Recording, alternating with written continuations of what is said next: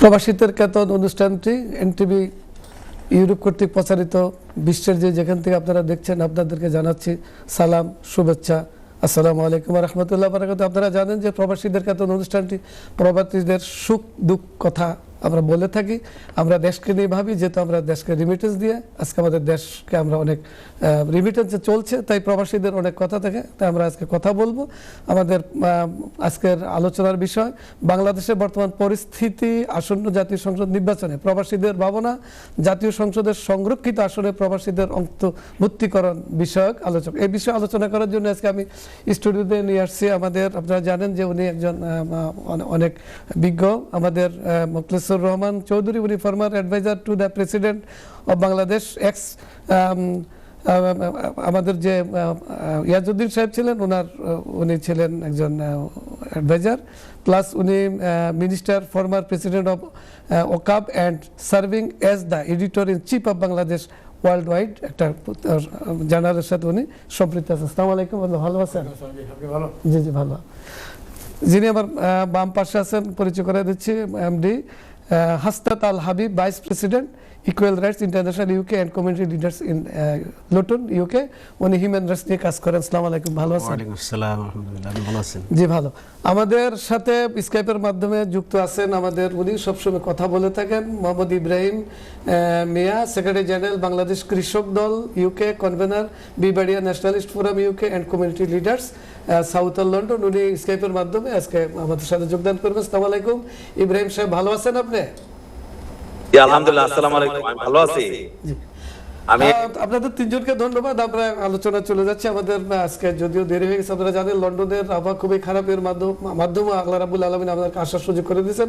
আলহামদুলিল্লাহ। আমরা সর্বপ্রথমে আমাদের স্মরণ করছি যে সকল ভাইয়েরা আমাদের এই 71 থেকে 90 থেকে আমাদের 2024 সালের 16 জুলাই থেকে 5 আগস্ট পর্যন্ত আগুনভাবে জীবন দিয়েছেন, তাদের আত্মার স্মরণে। এবং আপনারা জানেন কিছুদিন আগে আমাদের এক্স প্রধানমন্ত্রী বিএনপি চেয়ারপারসন বেগম খালেদা জিয়া উনি পৃথিবী থেকে বিদায় নিয়েছেন, ওনার আত্মার মাগফিরাত কামনা করবে। এবং আমার আপন ভাই আব্দুল মতিন গত সপ্তাহে মৃত্যুবরণ করেছে, সকলের আত্মার মাগফিরাত কামনা করি। এবং যে সকল প্রবাসী ভাইয়েরা মৃত্যুবরণ করেছেন তাদের আত্মার মাগফিরাত কামনা করে আমরা শুরু করতে চাই। আসসালামু আলাইকুম স্যার, আপনার কাছে প্রশ্ন। আপনি জানেন যে বর্তমান পরিস্থিতির আলোকে শুধু প্রবাসীদেরকে একটা সমস্যা দেখা দিয়েছে, যে প্রবাসীদেরকে ভোটার হয়ে গেছে কিন্তু তারা নির্বাচন জন্য যখন প্রার্থী হতে যায় তাদের সমস্যা করে। এই বিষয়ে আপনার আমাদের দর্শকদেরকে বলবেন প্রবাসীদেরকে বিষয়ের উপর। ধন্যবাদ। প্রবাসীরা বাংলাদেশের রেমিটেন্স পাঠান, তাদেরকে রেমিটেন্স যোদ্ধা বলা হয়। তারা আমাদের সমহান স্বাধীনতা যুদ্ধে গুরুত্বপূর্ণ অবদান রেখেছেন। প্রবাসীদের যে অবদান, এই অবদানকে স্বীকৃতি দেওয়ার জন্য সরকার কাজ করছে। এর আগে বিএনপি সরকার বেগম খালেদা জিয়ার নেতৃত্বে ক্ষমতা থাকার সময় 2001 থেকে 2005 প্রবাসী কল্যাণ ও বৈদেশিক কর্মসংস্থান মন্ত্রণালয় প্রতিষ্ঠা করেছিল। এবং প্রবাসীরা বাংলাদেশের যে রেমিটেন্সের ক্ষেত্রে এখনও গুরুত্বপূর্ণ ভূমিকা রেখে চলেছেন। বিশেষ করে প্রবাসীদের আয়টা আমাদের জন্য অন্যতম উপাদান। এছাড়া আমরা বাংলাদেশের এই যে বিরাট একটা শ্রমশক্তি মিডল ইস্ট সহ বিভিন্ন দেশে আছেন, তো ফলে তাদেরকে যে ভোটাধিকার ব্যাপারে আমরা দ্বৈত নাগরিকত্ব অ্যালাউ করি। স্বাধীনতার শুরু থেকেই বাংলাদেশ বেশ কয়েকটা দেশের মতো আমাদের এটা একটা ফাইন একটা বিষয় যে আমরা ডুয়েল সিটিজেনশিপ অ্যালাউ করেছি। তো ডুয়েল সিটিজেনশিপ অ্যালাউ করতে গিয়ে আমরা এখানে একটা বৈষম্য দেখি, ডিসক্রিমিনেশন। সেটা হচ্ছে যে বিচারপতি যারা আছেন, হাইকোর্ট, জজ কোর্ট, এমনকি সুপ্রিম কোর্ট যারা আছেন, তারা দ্বৈত নাগরিকত্ব সরকারিভাবেই তাই এটাকে চালিয়ে যাচ্ছেন, কন্টিনিউ করছেন। এবং বাংলাদেশের যে সর্বশেষ প্রধান বিচারপতি সৈয়দ রিফাত আহমেদ, তিনিও বাইবন ব্রিটিশ সিটিজেন, তিনি মাত্র রিটায়ার করেছেন, তিনি আইনগতভাবে করেছেন, এটা কোনো সমস্যা নেই। কিন্তু আমি এক্সাম্পল দিচ্ছি এই জন্য যে বৈষম্যটা দেখানোর জন্য। এর আগে আরও দুজন বিচারপতি বাংলাদেশ সুপ্রিম কোর্টের আপিল বিভাগের, তারা দুজন ব্রিটিশ সিটিজেন ছিলেন এবং বাংলাদেশ সিটিজেন ছিলেন, ডুয়েল সিটিজেন ছিলেন। এবং তারা বাংলাদেশ থেকে লন্ডনে আসতেন আপনার বাংলাদেশি পাসপোর্ট বা রেড পাসপোর্ট ইউজ করে বিচারপতি হিসেবে। কিন্তু বাংলাদেশে যখন ইউরোপ আমেরিকা যেতেন তখন তারা ব্রিটিশ পাসপোর্ট ইউজ করতেন। এটা কোনো অসুবিধা নেই, কারণ তাদের বেলায় সংবিধানে বলা আছে যে বিচারপতি যারা হবেন বাংলাদেশের, তাদেরকে বাংলাদেশের নাগরিক হতে হবে, যারা বাংলাদেশের নাগরিক। সেখানে আর কোনো ক্লজ লেখা নেই। কিন্তু এমপি, মন্ত্রী, এই সমস্ত পদে রাষ্ট্রপতি, প্রধানমন্ত্রী সহ যে পিপলস রিপ্রেজেন্টেটিভ এই জনপ্রতিনিধি উপজেলা নির্বাচন নেওয়া হ্যাঁ, ইত্যাদি তাদের ইত্যাদি etc. সেখানে লেখা আছে যে তাদেরকে বাংলাদেশি নাগরিক হতে হবে এবং বিদেশি নাগরিকত্ব থাকা চলবে না। একই দেশে দুই রকম আইন হচ্ছে। হ্যাঁ, এখানে একটা ক্লজ বেশি আছে জি। এবং ফলে এইবার যে সর্বশেষ নির্বাচন হলো আমরা সেখানে চলে আসি। জি। আপনার প্রশ্নটা যেহেতু পার্টিনের গুরুত্বপূর্ণ এবং সংশ্লিষ্ট, এখানে চলে আসলাম যে সর্বশেষ যে নির্বাচন হচ্ছে এবং নমিনেশন জমা দেওয়া হয়েছে 2024-এর 5ই আগস্টের গণ অভ্যুত্থানের পরে 2025-এর 12 ফেব্রুয়ারি যে নির্বাচন হবে, ত্রয়োদশ জাতীয় সংসদ নির্বাচন, সেই নির্বাচনে যারা নমিনেশন সাবমিট করেছেন বিভিন্ন দলের, বিএনপির আছে, জামাতের আছে, অন্য দলের আছে, তাদের অনেকের নমিনেশন বাতিল করে দেওয়া হয়েছে, আবার কারো কারো গৃহীত হয়েছে। সেখানে দ্বৈত নাগরিকত্ব একটা ইস্যু, বড় ইস্যু। এবং এই বিষয়টা আমরা যারা পার্মানেন্ট রেসিডেন্সি থাকি, নাগরিকত্ব নেই না, এখানে তো এমপি মন্ত্রী হতে অসুবিধা নেই। ব্রিটেনে, আমেরিকাতে নাগরিক ছাড়াও অন্য দেশে যারা থাকেন, যাদের পার্মানেন্ট রেসিডেন্সি আছে, তো তারা কিন্তু এমপি মন্ত্রী হতে পারেন। তো এখন যেটা হচ্ছে, এই ইউকেতে 4 জন এমপি আছে বাংলাদেশি বংশোদ্ভূত, এর মধ্যে 2 জন মন্ত্রীও ছিলেন, এবং এর মধ্যে একজন রুশনারা আলী, টিউলিপ সিদ্দিক, আর আছেন ডক্টর রূপা হক আর আফসানা বেগম। তারা কিন্তু বাংলাদেশি নাগরিক এবং তারা আবার ব্রিটিশ নাগরিক। ব্রিটেনে তাদের এমপি হতে, মন্ত্রী হতে কোনো অসুবিধা হয়নি। আমেরিকাতে 6 জন সিটিজেন, 6 জন আছে Bangladeshi citizen, American citizen, dual citizen, তারা হচ্ছেন আমেরিকার সিনেট কংগ্রেসের মেম্বার এবং তাদেরকে বাংলাদেশি সিটিজেনশিপ ছাড়তে হয়নি। তো এখন যারা দাঁড়িয়েছে, আপনি নাগরিক হিসেবে লোকজন থাকতে পারবে বাংলাদেশি এবং অন্য দেশি। একই লোক যখন সংসদ নির্বাচন প্রতিদ্বন্দ্বিতা করতে যাবে, সরকারি পদ ইউজ করবে, জনপ্রতিনিধি হবে, তখন তাদের বেলায় এটা বাধা দেওয়া হচ্ছে। এটা একটা বৈষম্য বিরোধী ছাত্র আন্দোলনের মধ্য দিয়ে যে 2024-এর 5ই আগস্ট আমরা পরিবর্তন পেলাম, এই পরিবর্তনের ছোঁয়া কিন্তু এখানে লাগেনি। আমরা আশা করি যে সরকার আসবে যাতে এই বিষয়টা কনসাল্ট করে, ধন্যবাদ, সমাধান করে। ধন্যবাদ, সমাধান করে। আপনার কাছে আসছি জনাব হাবিব সাহেব, এই যে আপনার ইনকলাব মঞ্চের যে হাদির, তার হত্যার আসামিদেরকে এখনো ধরা হচ্ছে না। এবার আইন শৃঙ্খলা পরিস্থিতির বিষয়ে আপনাদের একজন হিউম্যান রাইটস নিয়ে কাজ করেন, আপনার মতামত কি? দেখেন যে ইনকলাব মঞ্চে যে হাদি সাহেবের, জি, আমি যেটা মনে করি যে এখানে 3টা পক্ষ প্রতি আমার সন্দেহ হয় যে হয়তোবা তাদের কোনো একটা কোলাবোরেশন থাকলেও থাকতে পারে। বিকজ হাদি, আপনি দেখেন আমাদের যে ডিপ স্টেট, স্পেশালি যে গোয়েন্দা সংস্থা এবং মিলিটারি লিডারশিপ, এদের এগেনস্টে ওসমান হাদির কিন্তু স্পষ্ট বক্তব্য আছে।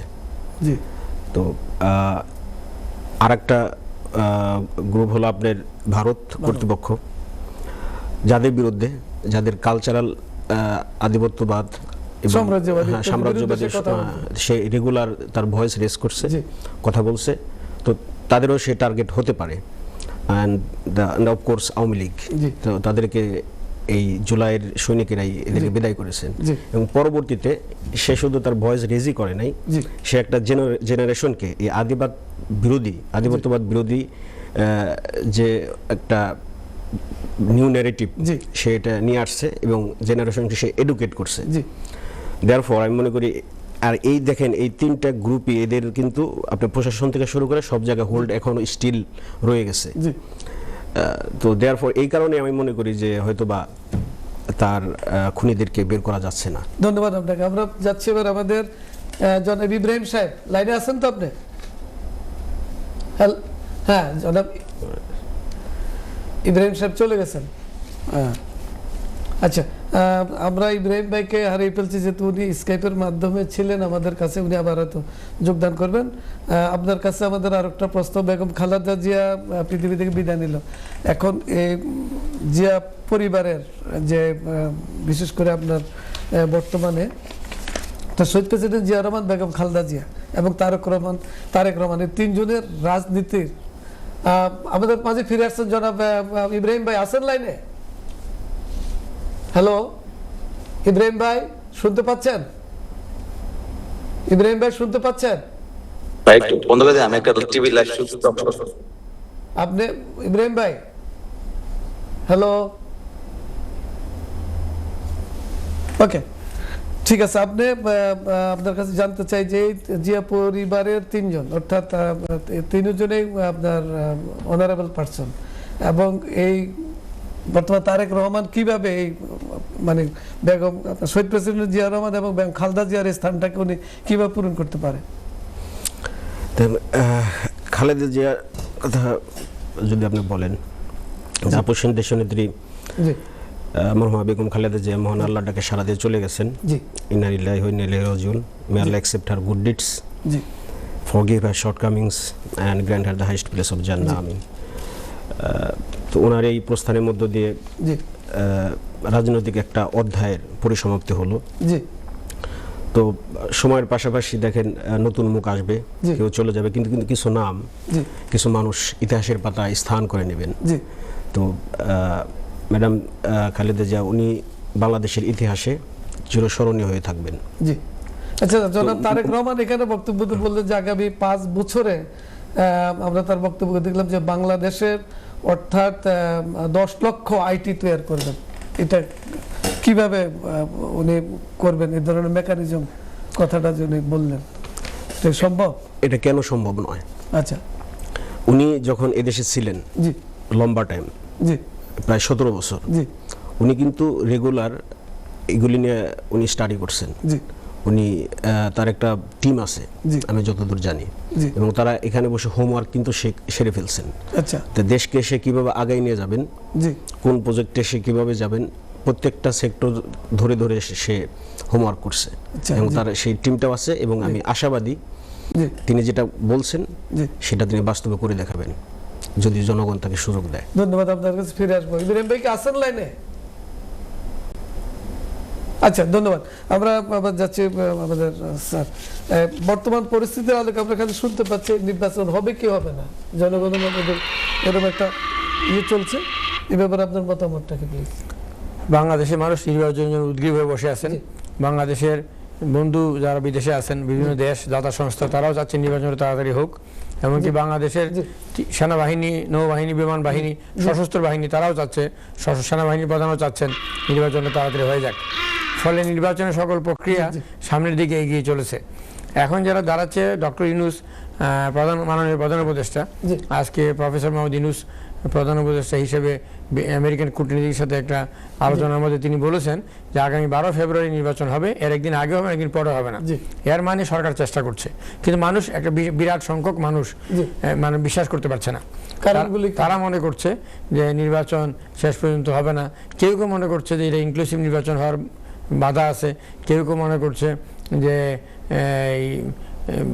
বিরোধী দল যারা নির্বাচনে সরকারি দল বিরোধী দল হবে তাদের মধ্যে একটা দ্বন্দ্ব আছে। বিশেষ করে নির্বাচনে জোট হয়েছে, বিএনপির সাথে একটা জোট হয়েছে, জামাতের সাথে একটা জোট হয়েছে। এই জোটগুলোর মধ্যে কথাবার্তার মধ্যে, বক্তব্যের মধ্যে অনেক ফারাক আছে এবং পরস্পর বিরোধী বক্তব্য আছে। একটা আইন শৃঙ্খলা পরিস্থিতিও ভালো না, এবং জাতীয় পার্টির বিরুদ্ধে রিট হয়েছে, নির্বাচনের বিরুদ্ধে রিট হয়েছে হাইকোর্টে। এই সমস্ত বিষয় তারা বিবেচনা নিচ্ছেন। আইন শৃঙ্খলা পরিস্থিতি খারাপ হতে পারে এই বিষয়ে মনে করছেন। তো ফলে এই যে নির্বাচন এবং গণভোট একদিনে হবে, দুইটা একদিনে হওয়া সম্ভব কিনা, এবং এইগুলো নিয়ে একটা বাদানুবাদ চলছে। এই জন্য অনেকে মনে করছে যে নির্বাচনটা এই সময় হবে কিনা। যেমন এই প্রসঙ্গে আমাদের সময় 2007 সালের 11 জানুয়ারি, তখন 22 জানুয়ারি নির্বাচন ছিল। 2007-এর 22 জানুয়ারি নির্বাচন আমরা সকল প্রস্তুতি সম্পন্ন করেছিলাম। নির্বাচনের সব প্রক্রিয়া, নমিনেশন, সাবমিশন, উইথড্রয়াল, স্ক্রুটিনি, এগুলো সব কমপ্লিট হয়ে গেছিল, এবং নির্বাচনের প্রচার অভিযান শুরু হয়ে গেছিল। প্রচারও শেষ পর্যায়ে চলে এসেছিল। শেষ পর্যায়ে চলে আসার পরে ওই সময় নির্বাচন বাতিল করা সম্ভব ছিল বলে কেউ মনে করছিল না। কিন্তু 22 জানুয়ারি নির্বাচনের 11 দিন আগে 11 জানুয়ারি 111 বলা হয়, 111 ঘটেছিল, ক্ষমতা পরিবর্তন হয়ে গিয়েছিল, নির্বাচন বন্ধ করে দেওয়া হয়েছিল। তো এই নির্বাচনের তো এখন 1 মাস প্রায় আছে, এবং সেই জন্য তো অনেকে মনে করছেন যে নির্বাচন মানে আগামী সপ্তাহগুলো, আগামী 2-1 সপ্তাহ খুব গুরুত্বপূর্ণ সময় হবে। এই সময়ে রাজনৈতিক পরিস্থিতি, আইন শৃঙ্খলা পরিস্থিতি কি হয়, এবং পরস্পর বিরোধী অবস্থান কি দাঁড়ায়, বিভিন্ন দাবি দেওয়া করছে অনেকগুলো দল। সেই দাবি দেওয়ার ব্যাপারে সরকারের ভূমিকা, দাবি দেওয়া মানার ব্যাপারে কি ভূমিকা, কোনো কোনো দলকে নিষিদ্ধ করানোর দাবি জানানো হচ্ছে, এবং বিভিন্ন ইস্যু সামনে নিয়ে আসা হচ্ছে। হাদি হত্যার বিষয়ে বিচারের বিষয় বলা হচ্ছে। এই সমস্ত ইস্যুকে কেন্দ্র করে নির্বাচন হবে কিনা মানে অনেকে সন্দেহ করছে। অন্যদিকে সরকার এবং নির্বাচন কমিশন নির্বাচনের সকল প্রস্তুতি নিয়ে ফেলেছে, প্রবাসীদের ব্যালট পর্যন্ত তারা পাঠিয়ে দিয়েছে। এই জন্য বিষয়টা এরকম পর্যায়ে আছে। আপনার কাছে যাচ্ছি, আপনাদের যে বিএনপি নেতৃত্বে একটি জোট এবং জামায়াত নেতৃত্বে আরেকটি জোট, এই দুইটা প্রতিদ্বন্দ্বিতা করবে, কোন জোটের সম্ভাবনা কেমন বলে আপনি মনে করেন? সম্ভাবনা আমি মনে করি যে খুবই প্রতিদ্বন্দ্বিতামূলক একটা নির্বাচন হতে যাচ্ছে। জি, যদিও অনেকে বলছেন যে বিএনপি মানে লং মার্জিনে উইন করবে, জি, কিন্তু আমি মনে করি না এতটা সহজ হবে। যেটা তারেক রহমান ইংল্যান্ডে থাকতে বলে গেছেন জি, যে আগামী ইলেকশন এতটা সহজ হবে না। আচ্ছা, তা আমি মনে করি যে কথাটা সত্যি।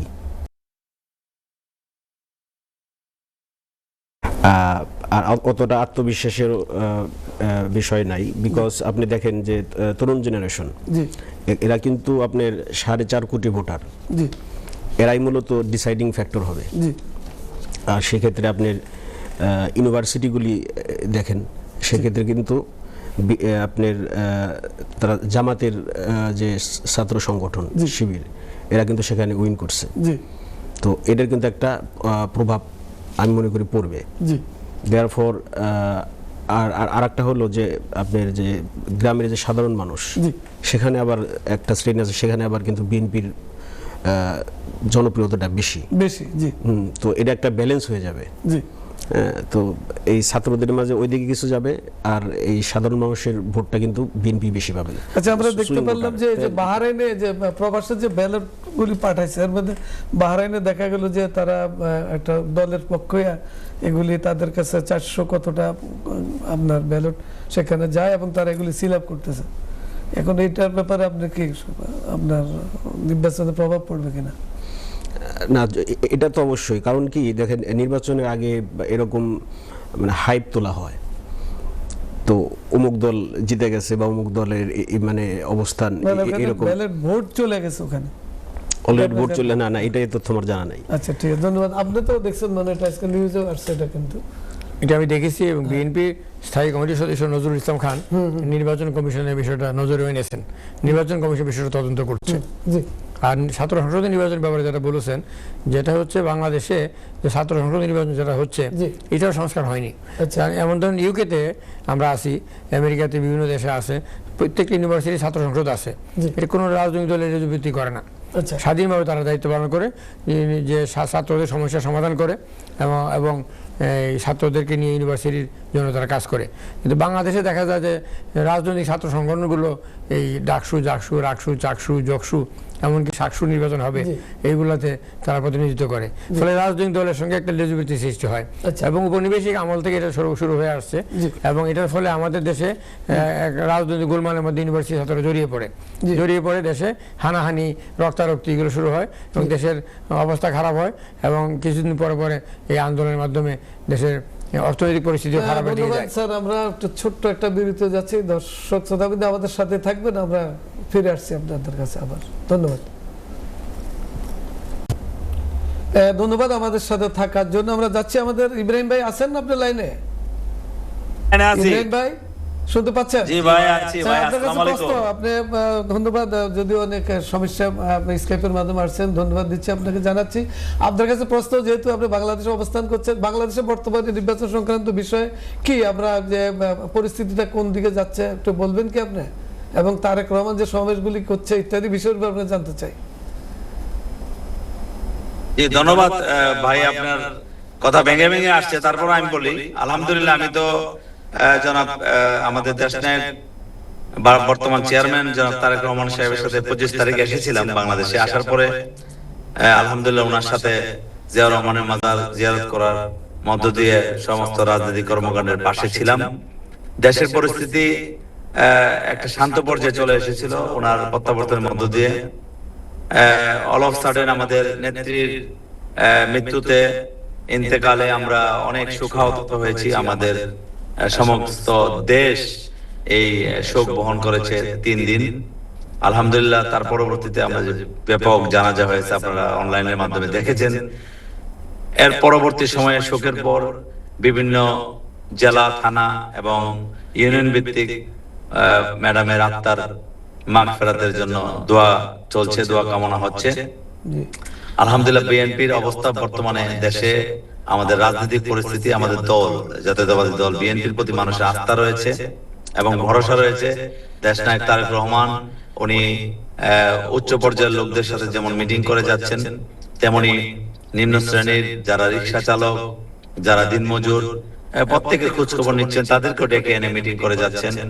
এবং দলের মধ্যে যে একটি দ্বিধাদ্বন্দ্ব ছিল, আপনি জানেন যে অনেকগুলো আসনে, প্রায় 51টা আসনে আমাদের বিদ্রোহী প্রার্থীরা আমাদের লোকদের অপোজিশন হয়ে দাঁড়িয়ে গিয়েছিল। এগুলো প্রায় অনেকটাই সমাধানের পথে, অর্ধেকের বেশি সমাধান অলরেডি ডেকে এনে আমাদের চেয়ারম্যান মহোদয় উনি সমাধান দিয়েছেন। 18 তারিখের মধ্যে আশা করি সমস্ত জটিলতা পার পেয়ে যাবে। তবে শরিকদের আসনে যারা দাঁড়িয়েছিলেন, ইতিমধ্যে যে 7 জনকে বহিষ্কার করা হয়েছিল,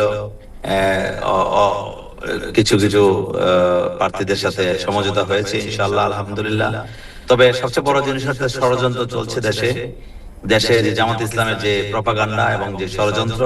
জামাত ইসলাম আপনারা জানেন যে তারা বিভিন্ন ভাবে নির্বাচনকে তারা জয়ী করার জন্য তারা বিভিন্ন কৌশল চালিয়ে যাচ্ছেন। তাদের প্রায়, আমি ফেসবুকে স্ট্যাটাস দিয়েছি, প্রায় 7,000 কোটি টাকা তাদের বাজেট রয়েছে। তারা যে কোনো পর্যায়ে 130 সিটে তারা জয়ী লাভ করতে চান।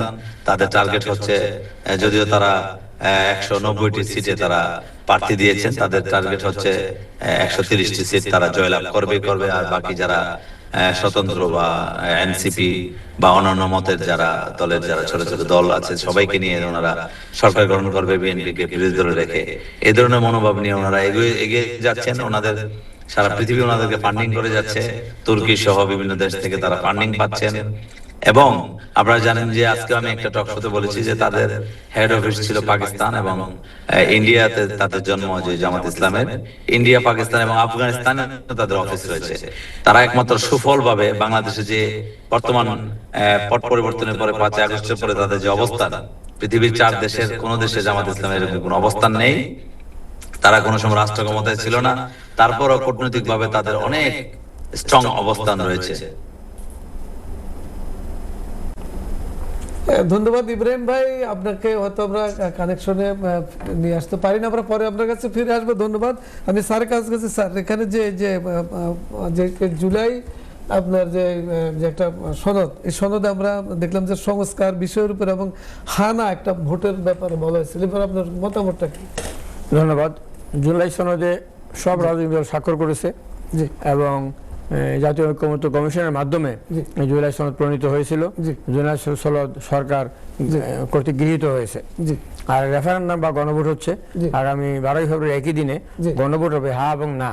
যারা সংস্কারের পক্ষে আছেন, বাংলাদেশের সাংবিধানিক কমিশনগুলো, সাংবিধানিক প্রতিষ্ঠানগুলো, সরকারি প্রতিষ্ঠানগুলো, রাষ্ট্রপতি প্রধানমন্ত্রীর ক্ষমতার ভারসাম্য সহ, প্রধানমন্ত্রী 2 মেয়াদের বেশি বা 10 বছরের বেশি ক্ষমতা না থাকা সহ অনেকগুলো সংস্কার যেগুলো করা হচ্ছে, যেগুলো উন্নত দেশে আছে। বাংলাদেশে 70 অনুচ্ছেদ সংবিধানের এটাকে একবারে দলীয়ভাবে ইউজ করা হতো, এটাকে স্বাধীন করে দেওয়া 2-3টা ইস্যু ছাড়া, যেমন বাজেট পাস, সরকার গঠন, সরকারের অনাস্থা প্রস্তাব ছাড়া এইগুলোকে ওপেন করে দেওয়া সহ বেশ কিছু প্রস্তাব ঐক্যমত হয়েছে। এবং এর আগে বিএনপি তার 31 দফা সংস্কারেও, যে সংস্কারের যে 31 দফা, সেখানেও অনেকগুলো সংস্কার এগুলো মিলে গেছে, এক হয়ে গেছে।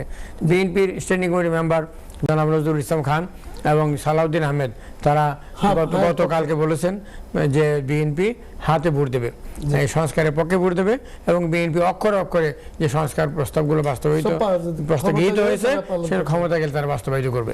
বলে এটা ক্লিয়ার গণভোট এবং সংস্কারের ব্যাপারে যে বাংলাদেশের রাজনৈতিক দলগুলো, জনগণ এক কাতারে চলে এসছে, ওই সেম পেজে অবস্থান করছে, এটা সমাধান হবে। ধন্যবাদ স্যার আপনাকে।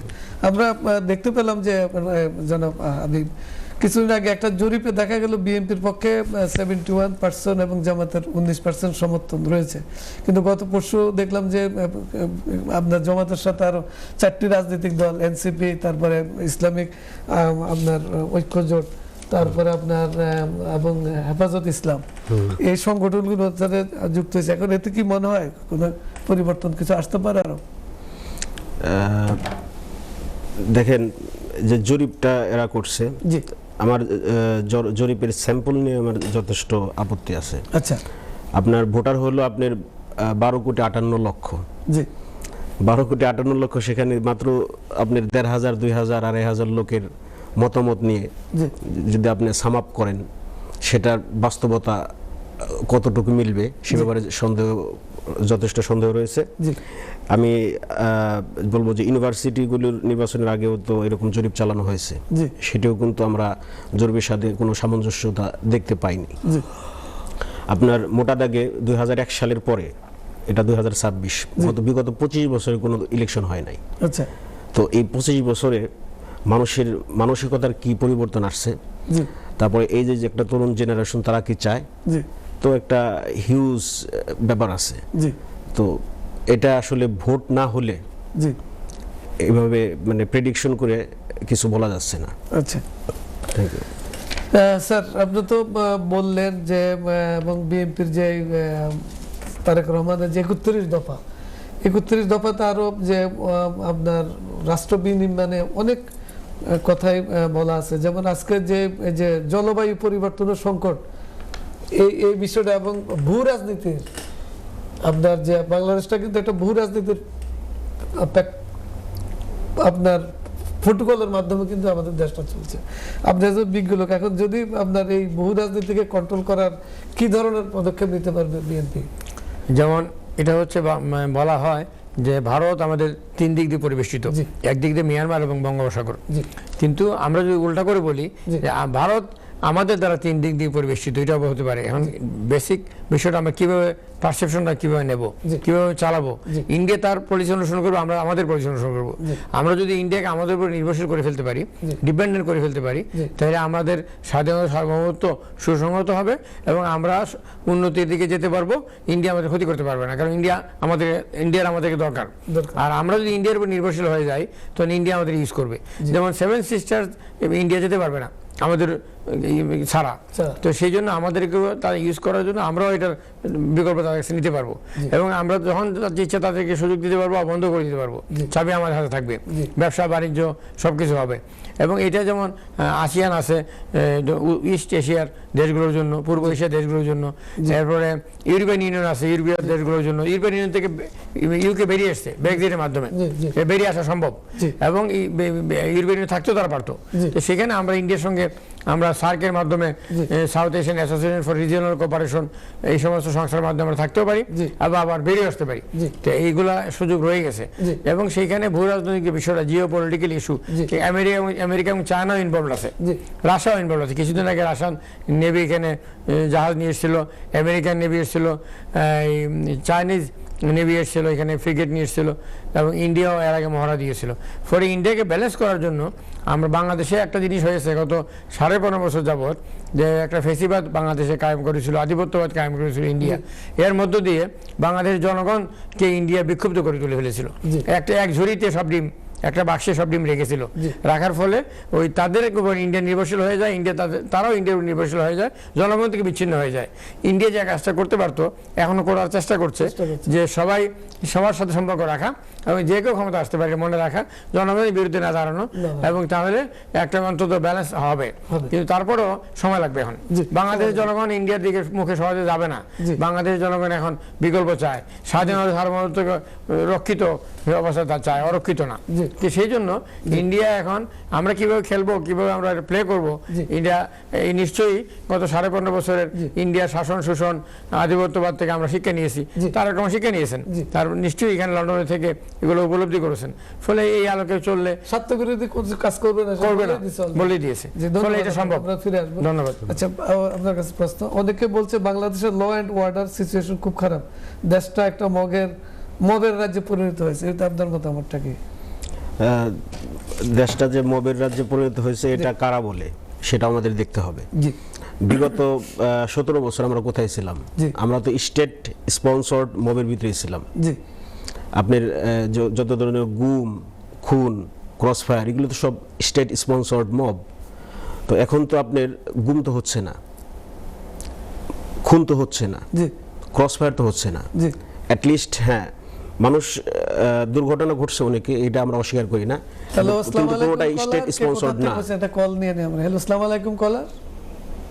হ্যালো, আসসালামু আলাইকুম। মোহাম্মদ শফিকুর রহমান কুরাইশ বান্ডি থেকে আপনাদেরকে সালাম এবং শ্রদ্ধা জানাচ্ছি। কেমন আছেন ভাইয়া? ভালো, আপনি কেমন আছেন? ভালো। আমি ভালো আছি ভাইয়া। আমি আমাদের ইন্ডিয়া যে শ্রীমতী ইন্দিরা গান্ধী ফ্যামিলিকে আমি শ্রদ্ধা জানাই। আমি বলতাম চাই আমাদের বাংলাদেশের স্বাধীনতা পতাকা সবুজ লাল রেড, আমরা রেড ও ইন্ডিয়ার যে শ্রীমতী ইন্দিরা গান্ধী ফ্যামিলি আছে না, ওই মধ্যখানে আমাদের পতাকা রেড ভিত্তি স্থাপন অলরেডি করিয়া শেষ করিয়াছি। আমাদের বইয়ের কোনো দরকার নেই বাংলাদেশে। আমরা যেখানে thank you caller, thank you আপনাকে আপনার মতামতের জন্য, থ্যাংক ইউ। আমাদের আপনার আলোচনা শুনলে আপনার অ্যান্সার পেয়ে যাবেন। ধন্যবাদ। বলুন আপনি যে জোটের ব্যাপারটা আমরা law and order situation. Law and order situation, তবে এক্ষেত্রে সরকারের বেশ গাফলতি রয়েছে। আমি মনে করি তারা চাইলে অনেকটাই ল অ্যান্ড অর্ডার সিচুয়েশন এদের বছর অনেকটাই তারা কন্ট্রোলে নিয়ে আসতে পারতো, কিন্তু এক্ষেত্রে সরকার তার যথেষ্ট দুর্বলতা প্রকাশ পেয়েছে এক্ষেত্রে। তারপরে এখন নির্বাচন হতে হলে এই মুহূর্তে তো আর কিছু করার নেই, টাইম তো খুবই অল্প। তো এখন রাজনৈতিক দলগুলোকে এগিয়ে আসতে হবে। যেরকম ভাবে আপনার 5 তারিখে শেখ হাসিনা চলে যাওয়ার পর ছাত্ররা কিন্তু রাস্তায় আপনার গাড়ি নিয়ন্ত্রণ, ট্রাফিকিং থেকে শুরু করে সব ধরনের দায়িত্ব নিয়েছে। বিভিন্ন পাড়া মহল্লায় মানুষ কিন্তু পাহারা দিয়েছে। তো এরকম আর কি প্রত্যেকটা রাজনৈতিক দল এদেরকে আগায় আসতে হবে। আর এই মুহূর্তে নির্বাচনের কোনো বিকল্প নাই, কোনো অজুহাতে নির্বাচনকে পিছিয়ে দেওয়ার কোনো সুযোগ নাই। বিকজ আপনার ডক্টর ইউনূস তিনি যেটা করেছেন, অনেকের তিনি মানে বাংলাদেশের প্রতি ইন্টারেস্টেড করছেন, বাট মানুষগুলি তারা প্রিপেয়ারও আছে, বাট তার ইনভেস্টটা করছে না।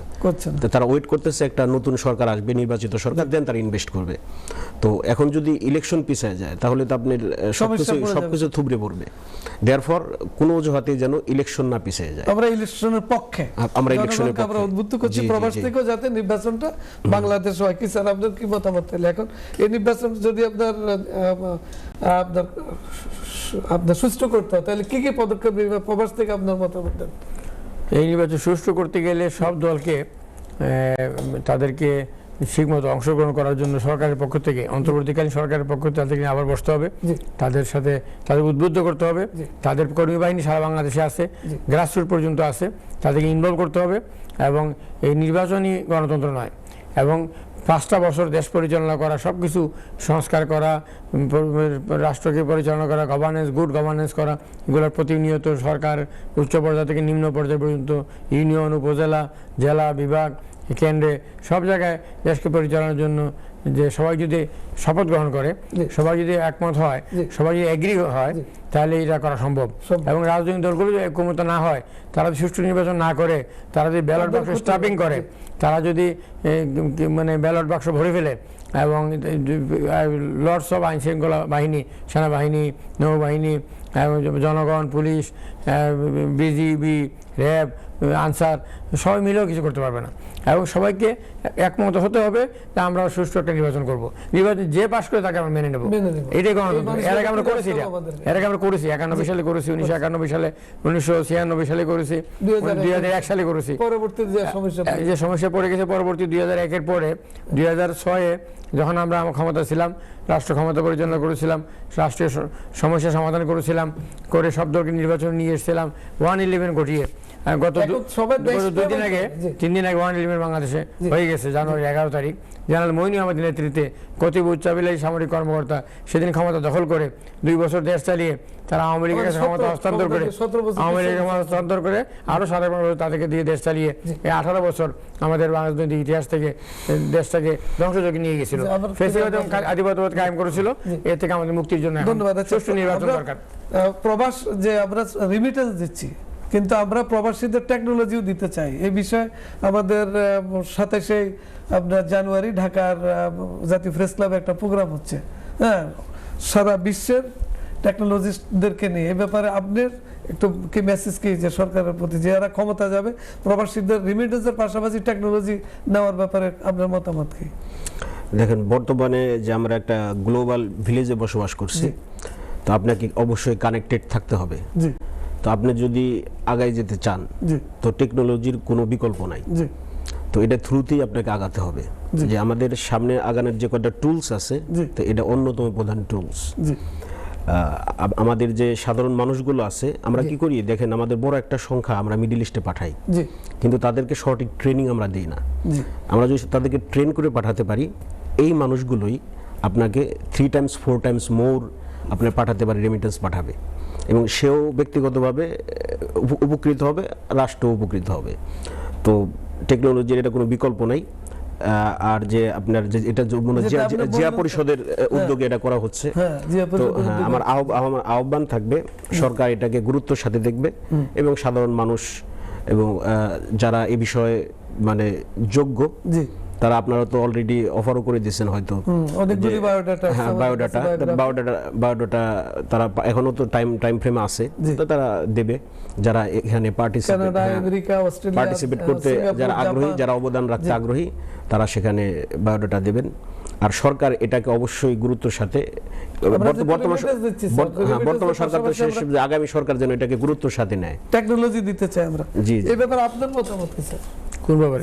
যেহেতু রিমিটেন্সের পাশাপাশি প্রবাসীরা বলতে আমরা এবার টেকনোলজি নিয়ে, আমরা দেশের টেকনোলজির যারা তারা দেশকে দিতে চায়, আমার তো মনে হয় এটা একটা সুবর্ণ সুযোগ। এবং তারা বাংলাদেশের ইন্ডিয়া কিন্তু আইটি মার্কেট দখল করে ফেলেছে, বাংলাদেশের সামনে একটা বিরাট সুযোগ। বাংলাদেশে যেহেতু বিদেশে বাংলাদেশের একটা বিরাট সংখ্যক ওয়ার্কফোর্স কাজ করছে, এবং সবচেয়ে বড় কথা বাংলাদেশের শুধু জনসাধারণই না, সেনাবাহিনী এবং আইন শৃঙ্খলা বাহিনীর লোকজনও ইউনাইটেড নেশনস পিস কিপিং কাজ করে তাদের যোগ্যতা, মেধা, দক্ষতা দিয়ে তারা বাংলাদেশ নাম্বার 1 পজিশনে গেছে, হাইয়েস্ট পজিশনে আছে, লার্জেস্ট পিস কিপার আমরা দিচ্ছি। এই কথাগুলো বলার জন্য আমাদের সংসদে কিন্তু আপনার প্রতিনিধি চাচ্ছে আর কি আমরা প্রবাসীরা, এবং আমার মনে হয় প্রবাসীদের প্রতিনিধি এখন বর্তমানে যেটা হয়েছে, বেশ কিছু প্রবাসী বাংলাদেশে ইলেকশন করছেন, তারা আপাতত মুখ খুলবেন।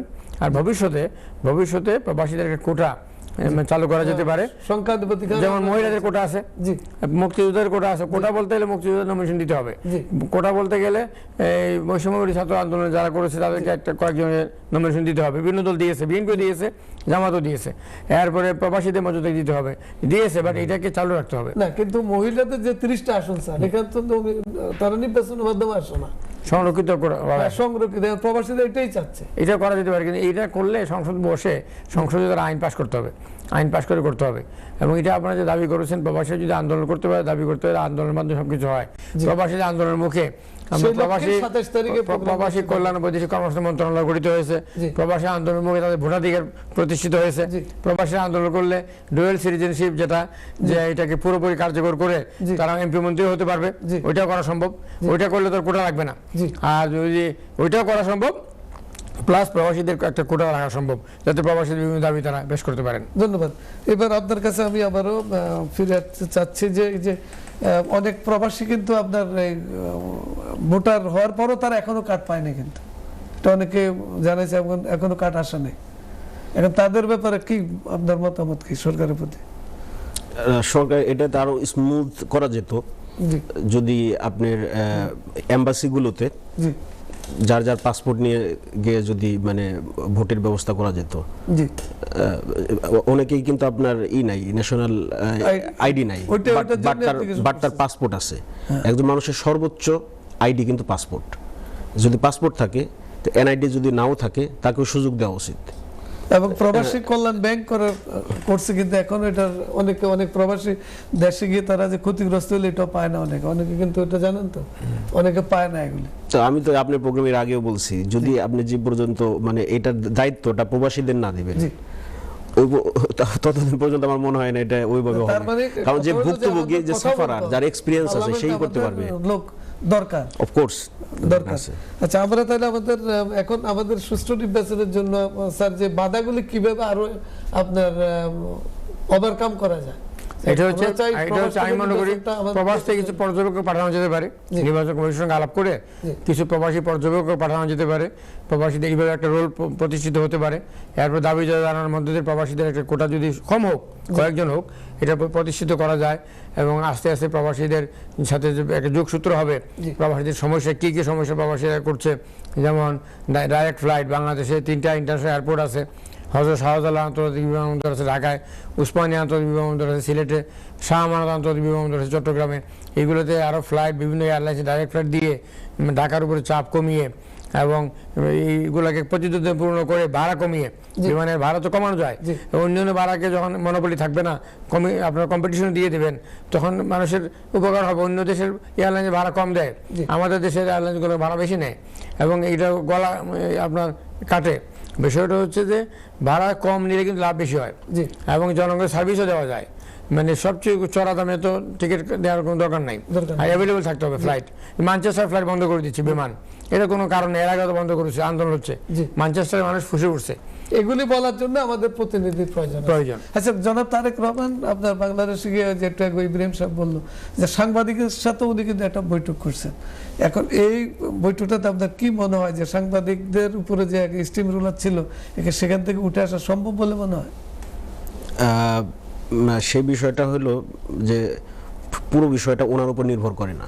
আচ্ছা, এটা অনেকটা সাংবাদিকদের তাদেরও উপর নির্ভর করে, তারা কিভাবে রাষ্ট্রকে সহায়তা করবে, তারা একটা সরকারকে কিভাবে তারা সহায়তা করবে, এই ডিসিশন তাদের নিতে হবে। তাদেরও চরিত্রগত পরিবর্তন আনতে হবে। আমরা দেখতে পাচ্ছি মানে বিগত একটা সরকার ছিল, তখন তারা ওখানে যা শুধুমাত্র প্রশংসাই করতো গভর্নমেন্টে ক্রিটিসাইজ করার মতো দৃঢ়তা ম্যাক্সিমাম সাংবাদিকদের ভিতরে ছিল না। বলছে যে কারো প্রতি কোনো হিংসাত্মক মনোভাব থাকবে না, সাংবাদিকরাও যাতে এরকম কোনো কিছু না করে। আমাদের অনুষ্ঠান প্রায় শেষ পর্যায়ে চলে, স্যার আপনার 30 সেকেন্ড আজকের অনুষ্ঠানের মতামত কি এবং দেশের প্রতি আপনার ভালোবাসা? আমাদের দেশটা সবার, এই দেশটাকে সামনের দিকে এগিয়ে নিয়ে যেতে হবে, দেশের সমস্যাগুলো সমাধান করতে হবে, দেশের সুশাসন কায়েম করতে হবে, দেশের গণতন্ত্র প্রতিষ্ঠিত করতে হবে, সংস্কার যেটা আমরা সিদ্ধান্ত নিয়েছি ঐকমত্যে বসে এগুলোকে প্রতিষ্ঠিত করতে হবে। উন্নত দেশে যেভাবে জনগণের অধিকার সংরক্ষণ করা হয় সেটাকে সামনে রেখে আমাদের সামনের দিকে এগিয়ে যেতে হবে। আমি মনে করি কাজ হবে। 30 সেকেন্ড আজকের মতামত। 5 আগস্টে পুরনো বন্দোবস্তে ফেরত যেতে চাই না, দেয়ারফর আমরা চাই যে গণভোটে হ্যাঁ বলুন, এন্ড জাস্টিস ফর হাদি। ধন্যবাদ সুপ্রিয় দর্শকবৃন্দ, আপনারা যে যেখান থেকে আমাদের অনুষ্ঠান দেখছেন আপনাদের সাধারণ আমন্ত্রণ জানাচ্ছি। আগামীতে আমাদের অনুষ্ঠানটা আবার দেখার আমন্ত্রণ রইল। সবাই সুস্থ থাকবেন, ভালো থাকবেন এবং বাংলাদেশে যাতে একটা সুষ্ঠু নির্বাচন হয়, আপনার হায়ের পক্ষে ভোট দিবেন। রাজনৈতিক দলগুলি সবাই চাচ্ছে হায়ের পক্ষে ভোট হোক, একটা সুষ্ঠু নির্বাচনের মাধ্যমে একটা ক্ষমতা হস্তান্তর হবে এবং ডক্টর ইউনূস সাহেব সম্মানের সহিত উনি ওনার জায়গায় ফিরে যাবে, এই আশা ব্যক্ত করে আমরা আজকে আমাদের অনুষ্ঠান শেষ করলাম। ভালো থাকবেন, সুস্থ থাকবেন। আসসালামু আলাইকুম ওয়া রাহমাতুল্লাহি ওয়া বারাকাতুহু। ওয়া আলাইকুম আসসালাম ওয়া রাহমাতুল্লাহি ওয়া বারাকাতুহু।